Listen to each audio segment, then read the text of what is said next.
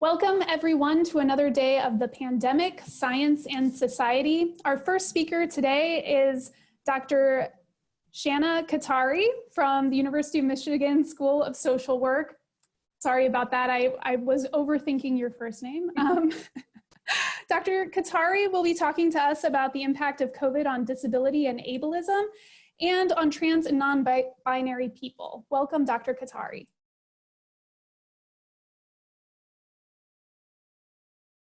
Now we're going to get into I've tried to put them into groupings, and some of these again are from peer-reviewed sources, some of these are from nonprofits and research groups and think tanks, and some of these are from community members. My last page of all of this has a whole bunch of references, and I've let Krista know that she's welcome to share this with any of you. So first of all is the rationing of care. And I saw early on before I even popped on some questions around this. And I actually wrote a piece for the National Center for Institutional Diversity that came out early this summer about the ableism inherent in a lot of the COVID narrative, especially around rationing of care. So there's a lot of discussions about who deserves to have access to a ventilator or an emergency department bed when they run out of space, right? And especially, for example, in New York, we saw early on, there weren't enough ventilators, there wasn't enough space. And so triage looks really interesting. And several states, including, for example, Kansas, put out these kind of standard operating procedures around, triaging care. And a lot of them were really ableist. So they came from this idea that if someone is already chronically ill, particularly, for example, if they have cancer, we shouldn't try to save them first because a ventilator could go to a, quote, younger, healthier person. There's also a lot of conversation about intellectual and developmental disabilities, but not using that appropriate language, sometimes even using the R word. And, how they should be lower on the list of who gets saved first.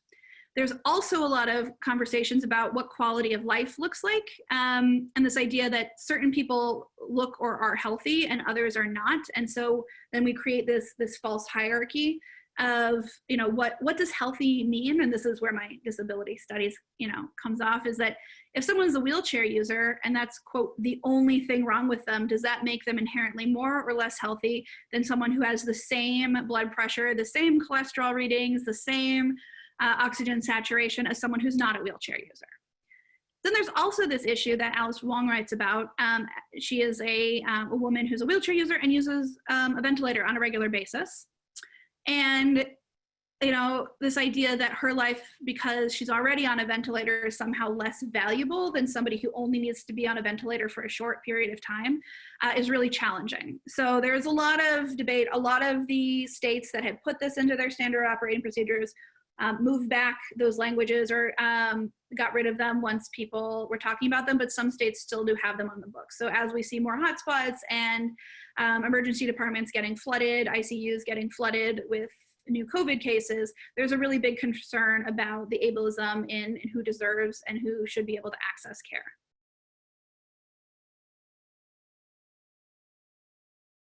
Something that also comes up is this feeling of being disposable.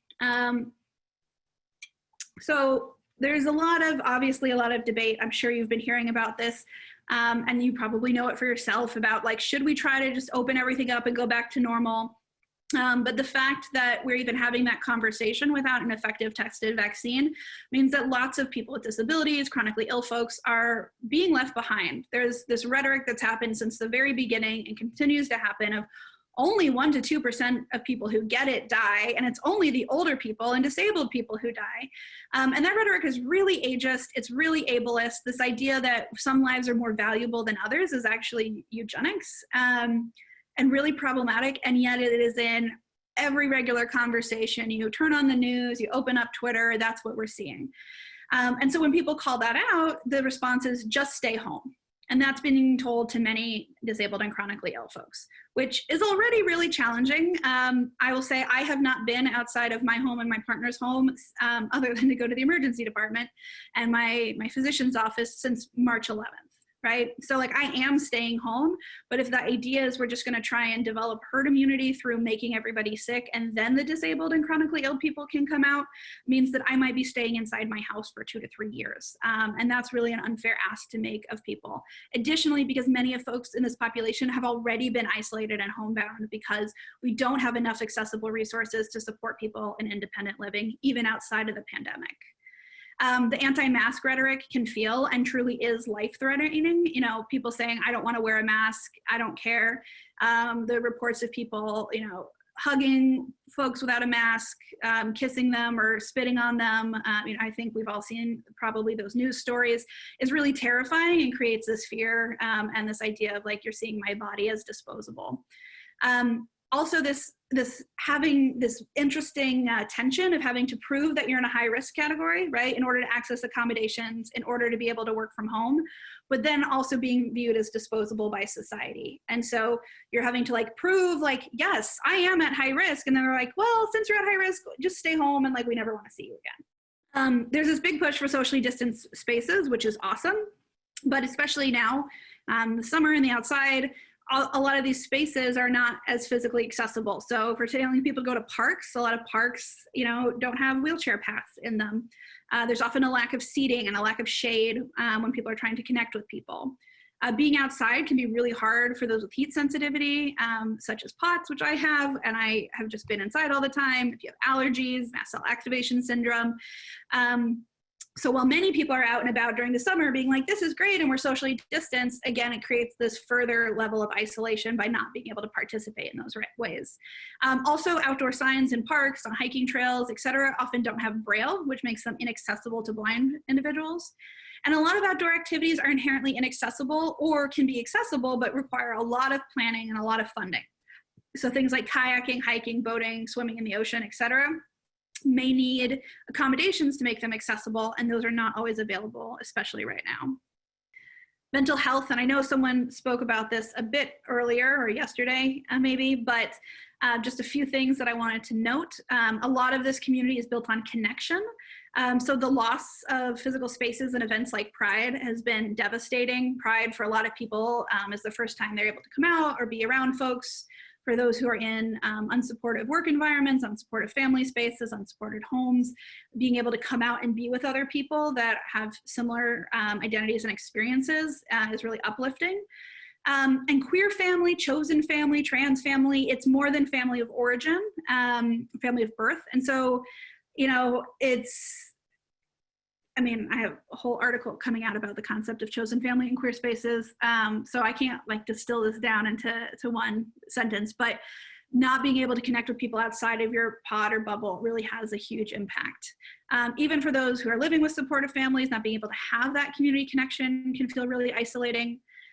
Asexual and aromantic individuals are less likely to have partners, especially live-in partners. And so they are experiencing even higher rates of isolation because their pod might just be themselves. Again, a positive is more teletherapy, more access to teletherapy means that people in areas with no gender affirming therapists can get better quality care. So like here in Michigan, we have the Lower Peninsula and the Upper Peninsula, the UP. And in the UP, at least currently, there are no mental health professionals who advertise as supporting trans clients at all. It's not on anybody's website. There's no support groups. There's nothing for that. So many trans folks up there either have to come down to the Lower Peninsula. Some of them drive like 5 hours to get basic care and even mental health care. So the fact that there's telehealth is folks in rural areas or more conservative areas may be able to get really affirming mental health care. So that is a positive. And similarly, a lot of prides went virtual this summer and other LGBTQIA2S affirming events went virtual. So people who are in rural areas or conservative areas who might not have ever been able to go to a pride or an event like that are able to attend. And similarly, right, here's that intersection of where I was talking before, is disabled LGBTQIA2S plus folks who might never have been able to go to Pride because it's too hot, because it's inaccessible, because all of those things, because it causes a panic attack, or sensory issues, are able to go to these events and spaces from the comfort of their home. They can mute things, they can use captions, etc.